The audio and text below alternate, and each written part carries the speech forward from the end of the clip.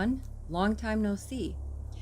Tonight I want to discuss sleep paralysis, the Old Hag syndrome, and the Hat Man, and everything paranormal related to that. Now I can give a very unique perspective on this because I've been a sufferer since I was a little girl. And anybody who suffers from it out there, I don't have to tell you how terrifying it can be. So tonight we're going to discuss what is sleep paralysis, what could be some of the causes, and some of the paranormal incidences that people believe happen around it. And I'm also going to share with you one of my most frightening stories around one of my episodes. Now, first and foremost, obviously, I'm not a medical expert. I'm not a sleep expert. I'm just going to share with you my experiences and the research I've done and through talking with my doctor. If you suffer or you think you're suffering from any sleep disorders or anything like that, last thing you should be going to is a paranormal enthusiast team or paranormal investigators. Get to a doctor, okay? So what is sleep paralysis? Well, I call it being stuck. It's something that happens when your body is still in sleep mode, but you become aware, awake, conscious, whatever you want to call it. And during an episode, what can happen is exactly as the name states. You can't move, you can't speak. Some people experience a choking sensation. Other people feel they may even have something sitting on their chest. And again, it can be very frightening. Now, in regards to sleep paralysis, there's actually two different types. The first one is hypnagogic, and that is when you're actually falling asleep and your body is getting ready to go into REM mode. And most of you may already know that REM means rapid eye movement. And that's when you're fully into sleep, you're dreaming, and basically your body kind of paralyzes itself anyway to prevent you from acting out in your dreams and maybe hurting yourself. So that's the first one. And what happens with a person who's going through a hypnagogic is they will have a few seconds, 2 minutes of going into that state, and all of a sudden they're awake and they may panic, but most of the time people actually, because they're going to sleep, will fall into the sleep mode. But other times people, they will try and jolt themselves awake. The second one is Hypnopompic, and that's the one that I suffer from. And that's when your body, you're already in REM, you're already sleeping, your body is kind of paralyzed itself so you don't hurt yourself while you're dreaming. And for some reason, your brain goes, oh, we're awake now, we're aware, we're conscious. And what can happen during that is, like for instance with me, your eyes will be open and you can see things around you. But especially with me, because you're in panic mode because you can't move, you can't speak, you may start hallucinating.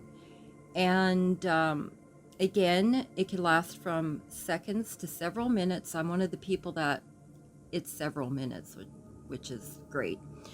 And again, you can feel like you're being choked or something sitting on your chest. But the most common is you cannot move and you cannot speak. And when I go through an episode, it's depending on how I'm laying. Usually, I always remember I'm kind of, when my eyes open, I'm somehow looking at my arm and I'm trying to will my arm to move. And then I go into panic mode. And of course, when you go into panic mode and you're kind of stuck in between being fully awake and sleeping, all your fears in those dark recesses of your mind can come forward and can cause some pretty scary things to be happening in front of you. Now, what causes sleep paralysis? Again, through my research and talking with my doctor, most sleep experts believe that it could be one or a combination of things. And for me, it's a combination of things. For people, it can be lack of sleep or a disruption in sleep patterns. It could be suffering from some kind of mental disorder. Now, we've got to really still take the stigma off of mental disorders, because there's a whole spectrum of it, and many people suffer from it, and nobody should be ashamed. And especially with the pandemic and everything, of course, a lot more people are experiencing things like depression, and that's one of the things on the spectrum. But it can go from anywhere from depression to anxiety to panic attacks to bipolarism and so on. So that could also be a trigger. Another thing that could cause sleep paralysis, or can be a factor, is new medication. And one of the medications that sleep experts sort of agree on that can cause an episode, along with maybe other factors, is medication for ADHD. And that's why some children go through it. When I was a child, I was not on any of that medication, but I still went through it. Another factor can be substance abuse, because of course substance abuse interferes with every aspect of your life, your sleeping patterns, your waking patterns, and it screws with the serotonin in your brain and everything else. So that of course could also throw you into sleep paralysis. Another factor could be maybe some other form of sleep disorder. One that's pointed out usually is narcolepsy. And narcolepsy, of course, that's when you're awake one moment, you're feeling fine, and all of a sudden you're trying to fight the urge to sleep, or you may pass out. Yeah, that's something I went through when I was in my 20s as well. So that could be another factor. Even the way you sleep, I guess, can be in a combination with other things, can throw you into sleep paralysis. The main one is sleeping on your back, and that's something that I used to do all the time. And recently I read, when I was doing research and talked to my doctor, I guess it can be inherited. I didn't know that. I didn't know that until about a year ago. And I don't know of anybody that suffers from sleep paralysis in my family. At least nobody's told me. But I do have a parent that suffered from night terrors. And anybody that suffers from night terrors, it's exactly what the title states it is. But in night terrors, you actually do have the ability to speak or scream, and that can be quite terrifying to the person who's suffering from it and to the people around them. So again, I'm no medical expert. I'm just kind of repeating what I know as a sufferer and from my research and talking to my doctor. And again, it seems to be like it's more of a combination of things than just one thing that can throw somebody into an episode. For me, in my adult life, it seems to be stress, if I've got the flu or if I'm not feeling well, and again, sleeping on my back. Now, I did try to adjust that, sleeping on my back, and I've got a really flat back of my head, like really flat. And it seems that when I'm on a pressure point on the back of my head, that can throw me into one if I'm ill, or if I'm stressed out, or if I'm not getting enough sleep. So I did try to rectify that by, going on my side and putting a pillow behind my back. But if you're like me in your sleep, you'll feel that. And then I throw it on the floor in my sleep. So I end up on my back usually.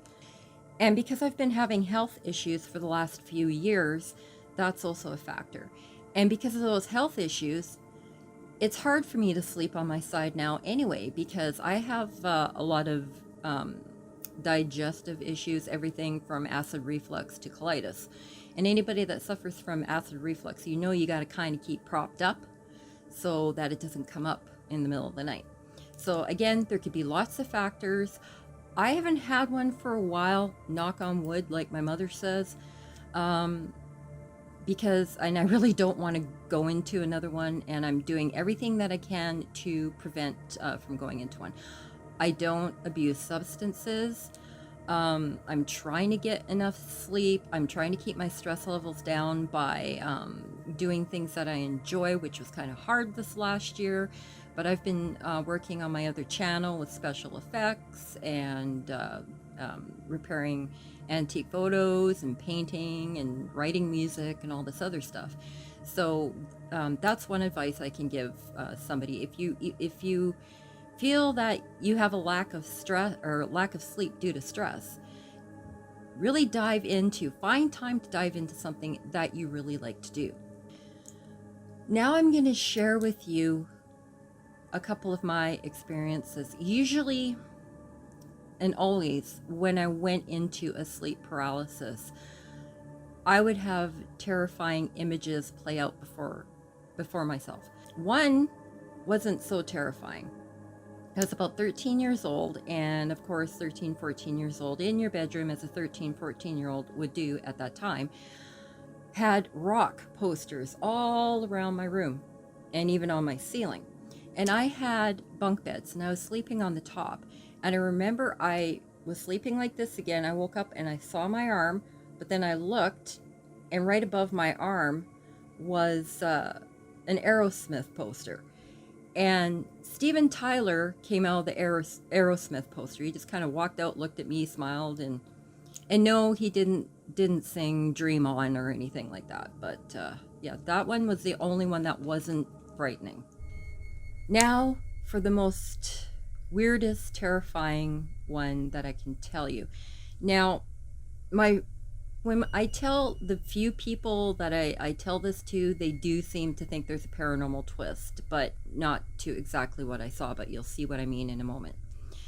Years and years and years ago, my first boyfriend dumped me, and of course I was devastated. And to anybody who's going through that right now, within a year, believe me, within a year, you'll be like, whew, glad I dodged that bullet. And I'm really glad to this day that he dumped me. Regardless, I went over to my friend's house to stay over for a few nights and that, just so I could be away from my environment and that.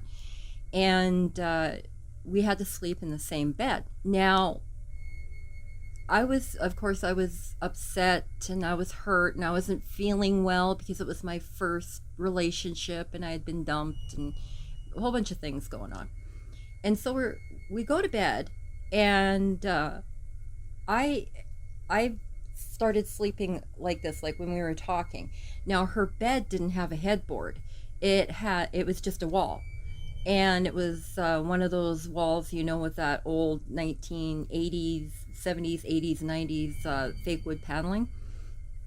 And I had a pillow prop behind my back, but she was kind of on her side and she was talking to me. And eventually we both fell asleep. Now, the way her room was set up, the bed was here. Over here was a dresser. Over here was a bookcase. Over here, and this is from my point of view, lying in bed like this, there was a closet that way. There was a bookcase, and her door was open a bit to let her cat in. And there was like a dark space between the bookcase and the door. Now, again, I fell asleep sitting up like this, being very defensive. And boom, I went into a sleep paralysis. Probably one of the reasons as well is because there was no pillow behind my head. My flat spot on the back of my head was right against that wall. But when I realized I was going into sleep paralysis and I was staring straight into that black void, I started panicking. And then, of course, when I started panicking, the brain starts going a little bit nuts and starts bringing fears forward. And what I saw in that space between the bookshelf and the door, dark space, was a crouched, dark figure. First I saw glowing green eyes, and then the crouched dark figure I started focusing on it a little bit more, and the green eyes were that neon green and they were glowing green. And this thing was looking at me and going,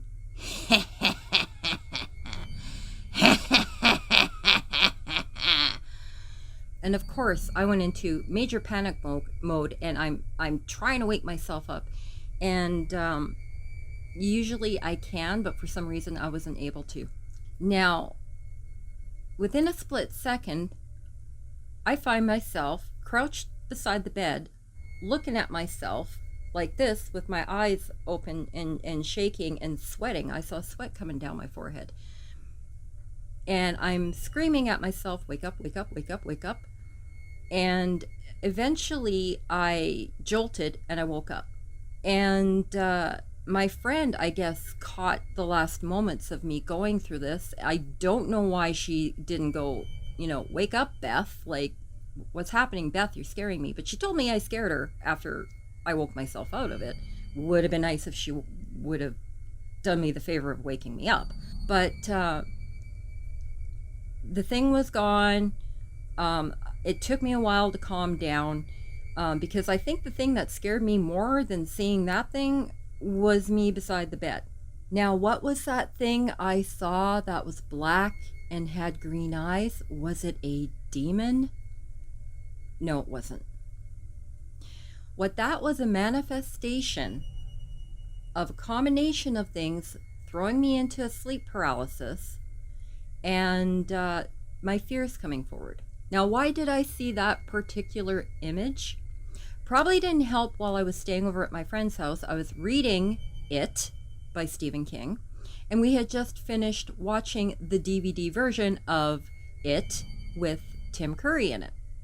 And also what may have triggered it with the glowing green eyes was the fact that we had been in a mall earlier and we were going up an escalator and there was a green light on top of the escalator, and she explained to me how she hates that light, that she hates that green neon light. For some reason it freaks her out. She's never liked those lights, and she did mention if she ever saw anything in a movie with green eyes, it would freak her out.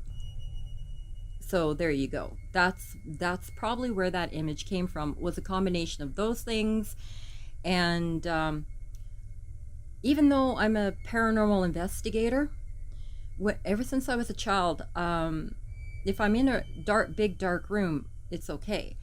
But if I can't see beyond a certain point, it does freak me out a little bit. Even though when we were once supposed to go to an asylum, it never happened. I did volunteer. I wanted to get put in one of the drawers, if you get my drift, and just with a flashlight and some equipment. Never ended up happening, but that was one way I wanted to get over my fear of that and claustrophobia. That's where I'm darn sure that's where all that came from. It's logical. It wasn't paranormal. It was a combination of things. Now, where some people seem to think the paranormal kind of comes in with my little episode there, is the whole thing with me being beside the bed and looking at me and trying to get myself up. The few people I talked to say you had an outer body experience. Now, I don't know if I did. I've never had one since. I have a very dear friend. She scares the hell out of me. She really does. But I love her to death. And she's, let's just say, pardon me, time for my voice to change, I guess. A little bit late. Her family, it runs in her family. Now, if you've watched any of my interviews over the many moons, or seen any of the articles or anything like that, you know how I feel about psychics, mediums, exorcists, the whole bit. Over 90% to 95% of them are bullshit artists, okay? They're, in my lifetime, I can count on one hand where I thought people actually had a gift or knew what they were doing. And she happens to be one of them. And again, she scares the hell out of me. There are things that I didn't really necessarily test her on, but she got it, and there was no way she could get it. So, but she seems to think, she is adamant that I had an outer body experience. Again, I don't know if I did. All I know is that's the thing that freaked me out more than the shriveled up dark creature with the green eyes. So how does this all tie in with the paranormal? Well, let's talk about the Old Hag syndrome. For hundreds of years, there was, when people would go through sleep paralysis, because it's nothing new, There are some new factors that can be a cause to it, such as medications. But there was substance abuse for hundreds of years, alcohol, and then in the Victorian era we had opium. People were stressed out. Their life expectancies. You were lucky if you lived past 40. Unfortunately, a lot of children death and everything. So it's very stressful times. But where the Old Hag syndrome seemed to come from is what a lot of people call the burning times. And most of you out there probably know what that is. It just didn't happen in Salem. Of course, it happened in England and all around Britain, because King James even wrote a book on how to spot and hunt witches. And then it was Germany, Spain, and of course, it made its way over to Salem. And actually, in Maryland, there was 2 women that were hung for being witches. They weren't burned; they were hung. And I have to do a little bit more research, but it looks like I might be related to one of them. And if I find out more about that, I will let you guys know how that worked. So you're living in this environment of complete and utter fear of witches. And yes, there was a lot of young women, young women that were burned at the stake and hung and tortured for being accused of being witches. But there was a lot of old ladies, and especially, old ladies, we're talking over the age of 45. Older ladies who, especially if they lived alone and didn't have any kids, there was something wrong with you. And so the whole image of the old hag, the witch, came into play. So when people would have sleep paralysis, and especially if they were feeling the pressure on their chest or the sensation of being choked, they would go into panic mode. Their fears would come to the surface. And back then, the fears were witches, old hags, and yes, even demons. But most of them reported old hags. And the funny thing is, the old hags went well into this century. Up until, I'd say, about 5 years ago, people were still having that sensation. Up until the Hat Man. Now, if you go to the cesspool of fake videos known as YouTube, you will see a lot of Hat Man videos. And a lot of people are claiming that when they go into sleep paralysis, that the Hat Man is coming and he's warning you of death and stuff like that. The Hat Man basically got its birth on the paranormal boards, boards like on 4chan. Am I saying there is no such thing as a Hat Man? Not that version of a Hat Man. I'm sorry, 25 years plus of paranormal investigations, I've never run into one. Could there be shadow people wearing hats? Very possibly. I've seen shadow people when I was young. I saw one at the CKUA investigation. I saw one a couple years ago. So it's very possible, and I will go into another video about shadow people. So that's possible. You know, who's to say a shadow person can't be wearing a hat? So it could be just a shadow person. Who knows? But as far as the Hat Man that was given birth, as many urban legends and the fake videos on YouTube, that doesn't really exist. But if you're a person that somehow that whole Hat Man legend has gotten into your brain, it's possible that when you go through a sleep paralysis, especially if it's fresh in your mind and you're scared that, oh my God, he's bringing a message about death, that it's going to be brought forward. That's what you're going to see. Just like people are scared to death of demons because of the videos on YouTube and the TV programs they got out there. And I'm sorry, it's all bull. Let's just say most of them are bull. And people are so scared of demons that they'll see a demon. But the old hag is hardly around anymore because people are more scared of the urban legends coming off of the 4chan boards. And because of the whole, we seem to be surrounded by demons if you watch any of these TV shows and if you go on YouTube. And when you go into a sleep paralysis, it doesn't necessarily have to be an old hag, a demon, or a hat man that you see. It could be a manifestation of any kind of fear if you get to that point. Not everybody gets to that point where they're going to start hallucinating. A lot of people, they're lucky. It happens for a couple seconds and they just go through the paralysis and not being able to speak, and they're able to jolt themselves awake. But then there's those of us who seem to be suffering from it for minutes. And that's because you're in it that long. All of a sudden, you're panicking, more time to panic, more time for those fears to come to the surface, and more time to hallucinate. Again, what do you do if you suspect that you are suffering from sleep paralysis? As with any sleeping disorder or even seizures or anything like that, last thing you should do is be contacting a paranormal enthusiast group or paranormal investigators. Unfortunately, because of the popularity and because with paranormal can get you a lot of views on YouTube, and like I said, there's a lot of fakes. There are people out there that are going to take advantage of that. And you need to seek medical advice immediately, because a couple years ago I said I wasn't going to be the paranormal bitch anymore. When it comes to this stuff, I am going to stay the paranormal bitch. Your main goal is to get clicks and views and to get social media cred, and you're putting people's lives in dangers. And from the emails that I've received over the years, including the last year, especially single mothers and their children, it's disgusting. It's absolutely disgusting. So please seek medical advice immediately. Don't contact a paranormal group. And it could put your mental health in danger, at least.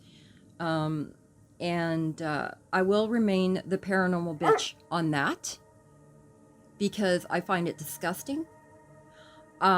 It not only hurts the person that they claim that they're there to help, but it also hurts the paranormal community, and exactly why most of us went into the field. The first thing that I would do if anybody contacted us, and what I have done, is if they've described something that looks like it's sleep paralysis or any kind of sleeping disorder or a seizure, I instruct them to go to their doctors immediately. And some people may take that the wrong way. It's not meant to. It's meant to protect you from reaching out to other groups or anybody, and to make things worse, you need to go see a doctor. So again, I'm no medical expert. I'm not a sleep expert. This isn't medical advice. I just wanted to discuss this with you guys today, and to share you my experiences and the whole paranormal connection that sleep paralysis has with demons and the Old Hag and the Hat Man and anything else out there. So although sleep paralysis is not paranormal, it's a medical condition that I think the statistics I saw out of it, 1 out of every 10 people can suffer in their lifetime. Some of us are long-term sufferers. It's not paranormal, but it can still be absolutely terrifying when you're going through one. And again, if you're going through it, there are ways that you could possibly stop yourself from going by adjusting your life, what you do day to day, like your sleep patterns. Make sure that you're getting enough sleep. Substance abuse, deal with that. And then there's other things that you may not be able to really control, like mental issues. You can control it with medication, but again, it's really important that you discuss everything with your doctor. I'm sorry it's been so long since the video. Our group, the pandemic hit right after I got the team together, and it's going to be a while before we go out and investigate anything, because even though restrictions have lifted in Alberta, we've got to see how things go, because things could change in 2 weeks or whatever. Right now, we could investigate in, let's say, an abandoned place or something like that, or a public area like the Mackay School or something, although I don't think they'll let us in there right now because there are still some restrictions going on. But we're not going to be able to go into people's homes just yet. So please stay tuned to our Facebook page for any updates on that. And I do apologize.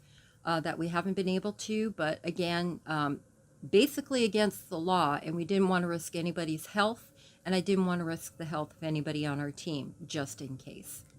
In the meantime, I will be putting a few more videos like this together. I'm hoping to get the team together to tell some of their ghost stories. There are some apps I've downloaded and paid for that I'll be testing out. But a few more videos like this one on shadow people, demons, and if you want to see something else, let me know in the comments or contact us on Facebook. So everyone, stay safe. Try to find ways that you can enjoy yourself. With the restrictions opening, get out there, enjoy the air, enjoy yourself, and take care of each other. And we'll see you later. Bye.